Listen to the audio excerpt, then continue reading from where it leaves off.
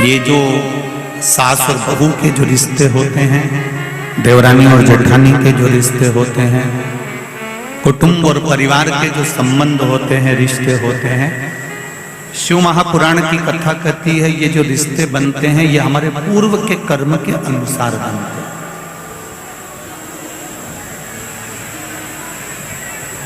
हमने किसी को साथ दिया है, हमने किसी की सेवा करी है, हमने किसी को एक पल के लिए भी अगर अच्छा करा है तो ये निश्चित है वो हमारी बहू बनकर हमारी सेवा 24 घंटे कर देती है, अगर हमने पूर्व में कर्म किया, अगर हमने अच्छे कर्म किए और अग्रण्य हुए हैं तो उसका फल हमको जरूर मिलेगा। और यदि हमने पूर्व में जो कर्म करा है, पूर्व में अगर किसी का बुरा करा है तो निश्चित है कि आज हमें भी बुरा ही मिलेगा। इसको आवाज आ रही है, इसको बंद करवा दो। पूर्व के कर्म का हमें भोगने को मिलता है। इसलिए आपको बारंबार पहले भी कहा,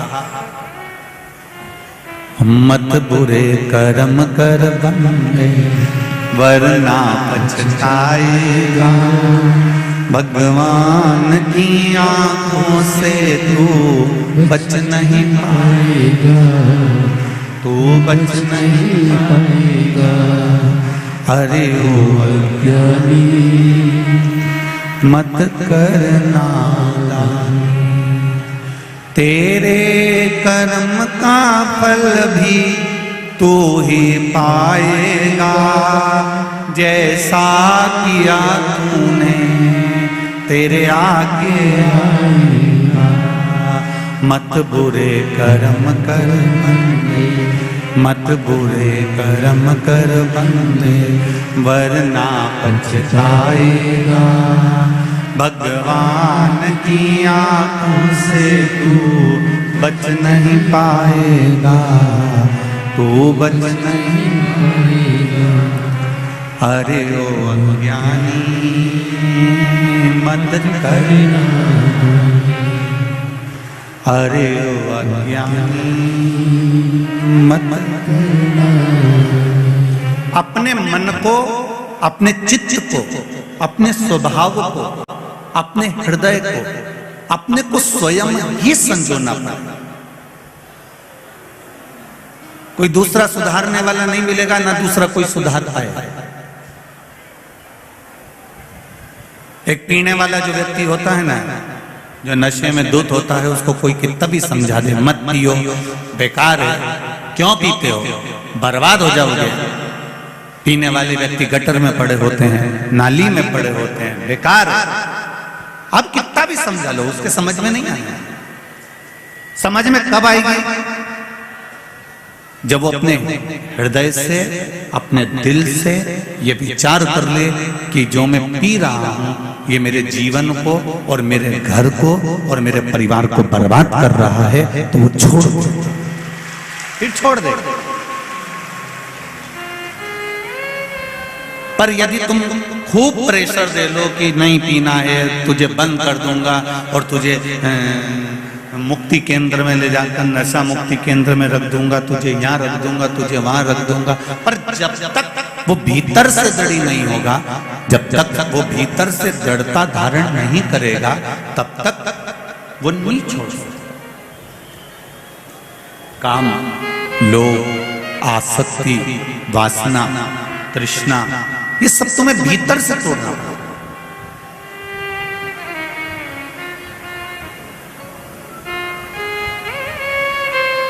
अभी कथा में आए हो, 2 बजे कथा चालू हुई, तुम सुबह 8 बजे से कंगी पार्टी कर पूरा के तैयार मैयार हो हुआ के और पहुंच गए। अब सुबह 8-9 बजे से तुम तैयार हो के कथा में बैठे। कितनी पहले से तैयारी करी, तब जाकर 2 बजे कथा चालू हुई, 5 बजे विराम हो जाएगी। आप अपने अपने घर को चले जाएंगे, रात्रि सोएंगे, सवेरे उठ के फिर तैयारी चालू हो जाएगी। और किसी किसी ने तो कथा चालू भी नहीं हुई थी उससे पहले तैयारी कर ली थी कि मैं तो कथा में जाऊंगी, बाकी का रसोई घर तू देख लेना। किसी ने कर ली। कोई चतुर थे तो उन्होंने पहले से तैयारी करके रख ली कि देखो अब मुझे जाना है, दिवाली आती है हम पहले से तैयारी कर लेते हैं, होली आती है हम पहले से तैयारी कर लेते हैं, ब्याह आता है हम पहले से तैयारी कर लेते हैं, नाना नानी छोरा छोरी की शादी आई, ब्याह आया, जन्मदिन आया तो हमने पहले से तैयारी।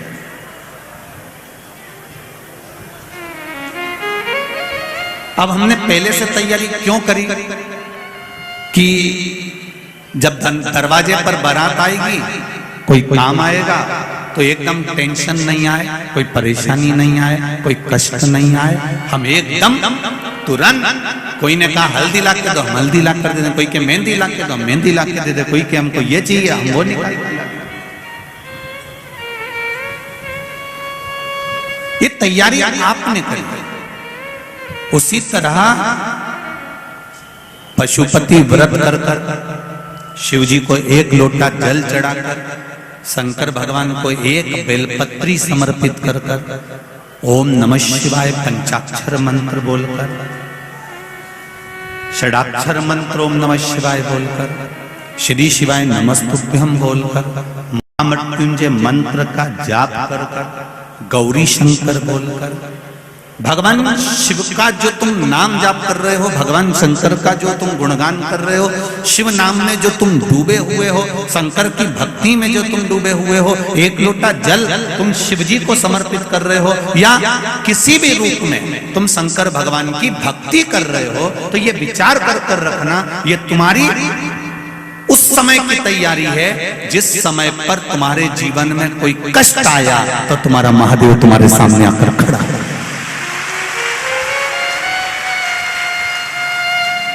तुम्हारे जीवन में अगर थोड़ा सा भी कष्ट आया तो महादेव सामने आ गया।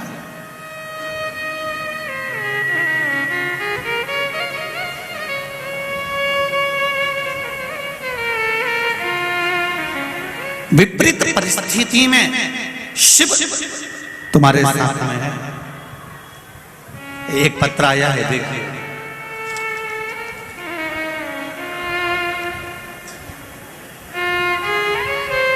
मेरा नाम तारा गोयल है, मैं राजनगर इंदौर में रहती हूँ। तारा जी गोयल कहीं बैठी हो तो खड़ी हो जाए, कहीं अगर बैठी हो आप ही दोनों हाथ हिला दो एक बार, श्री शिवाय नमस्तुभ्यम, एक बार दोनों हाथ ऊपर करके ऐसे हिला दीजिए, ठीक है। श्री शिवाय नमस्तुभ्यम। मेरा नाम तारा गोयल है, मैं राजनगर इंदौर में रहती हूँ। गुरुजी, मेरा बेटा पिछले 2 साल से सरकारी नौकरी की परीक्षा पास करने के लिए प्रयासरत था और फिर उसने फिर पुनः नौकरी के लिए अप्लाई करा। तब सरकारी नौकरी की परीक्षा बाबा की कृपा से पास कर लिया था, परंतु उसकी नौकरी का आदेश नहीं आ रहा था, जिससे मेरा बेटा व मेरा परिवार बड़ा हताश हो चुका था। 2 साल से परेशानी चलते चलते मुझे मेरी भाभी के माध्यम से पता चला कि शिव महापुराण की कथा सुनो।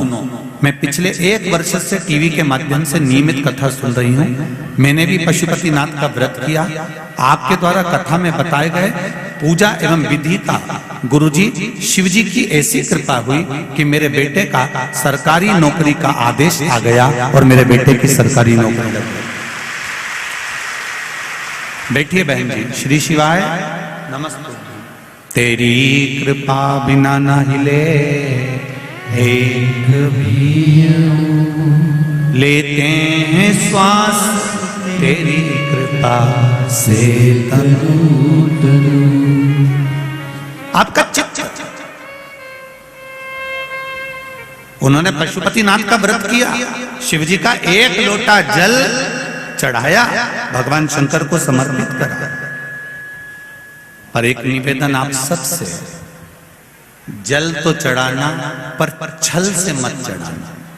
अगर छल कर कर किसी का हमें बुरा करना है तो हमने जल चढ़ा दिया, या मेरे घर में मेरे को इसका बुरा करना है तो जल चढ़ा दिया, या मन में कोई कपट रखकर, कोई पाप रखकर, कोई छल रखकर, कोई बेईमानी रखकर, कोई भीतर प्रपंच रखकर यदि हम शिव जी को एक लोटा जल भी चढ़ा रहे हैं तो उसकी कोई महत्वता नहीं। निष्कपट भाव, निर्मल